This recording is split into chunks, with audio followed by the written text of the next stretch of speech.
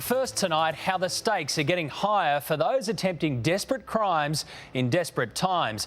Australia's casinos rake in $4.5 billion a year. But how much are they losing? Well, as Brian Seymour reports, it's not just the punters risking it all, but some staff as well.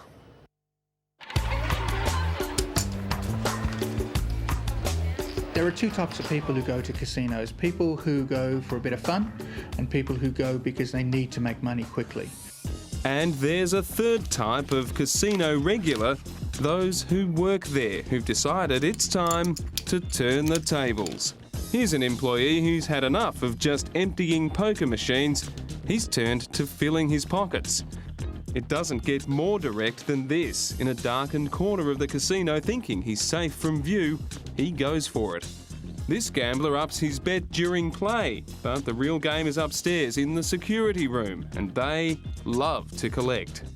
I think people go to extremes in casinos and entertain a lot of bizarre thoughts on how they can rip a casino off. Mark Wells is a former casino executive who's seen firsthand the tens of millions of dollars casinos spend each year to safeguard their winnings. 1,100 cameras. They can pretty much follow you from the moment you walk in the door till the moment you walk out the door.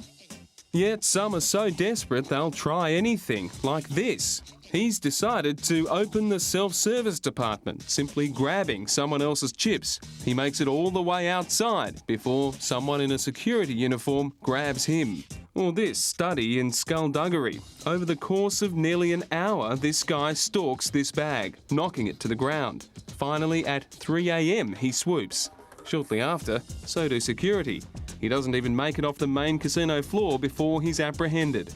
If you're nervous or showing some signs of being out of place in there and not doing the normal things in a casino, you're going to get picked up pretty much straight away.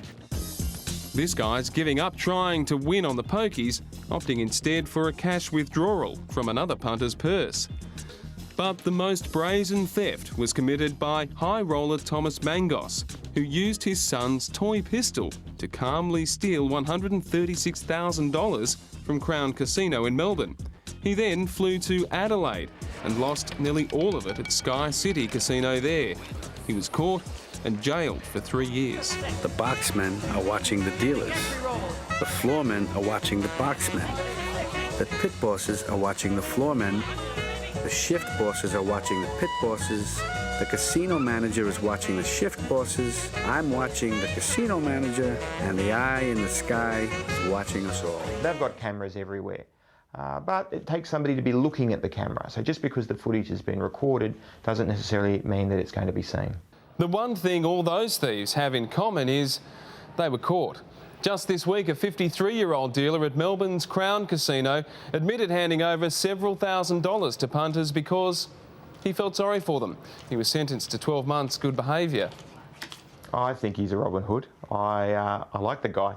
He's paying the punters, and that's a good thing. The casino makes plenty of money. And look, I know technically it's wrong. Yes, it's probably even illegal, but it's nice, isn't it, to see?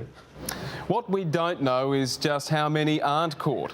How big a problem this is in Australia's 13 casinos. None of the major players would tell us just how big a deal theft is, particularly from its trusted employees. So to get an idea, we went to the man who knows exactly how they do it. Card counter, blackjack master, and bane of casinos everywhere, Andrew Scott. All of Australia's casinos have banned Scott from playing at their tables. But you can bet they'll be looking on right now as he explains how their own dealers are evening up the odds. $350 too much. He's paid 2 to 1 instead of 1.5 to 1. Very quick, very easy. Gives the player the chips. Player can quickly grab the chips. The cards are in the discard rack. It's all over in a second or two. He could simply do it when the players are cashing in. They could give him $200 cash and he could give them $300 worth of chips. He can overpay them on winning bets. They have a bet of $500, it wins. Instead of giving them $500 chips, he could give them $600 chips. There's like 6 more in there. Have a look at this bet here.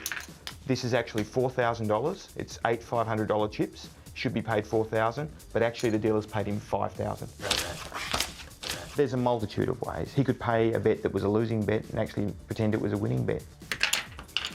The player's throwing a $1,000 red chip in, and the dealer, instead of giving 10 blacks, is given 12 blacks. There's very little difference between 2 piles of 5 and 2 piles of 6.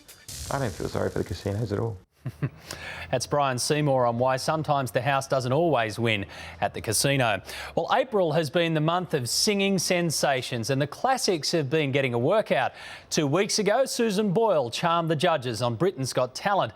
And last night, Australia's Got Talent crowned a 15-year-old boy the winner. And of course, Paul Potts started it all. But can they be called true opera singers? Marguerite McKinnon reports.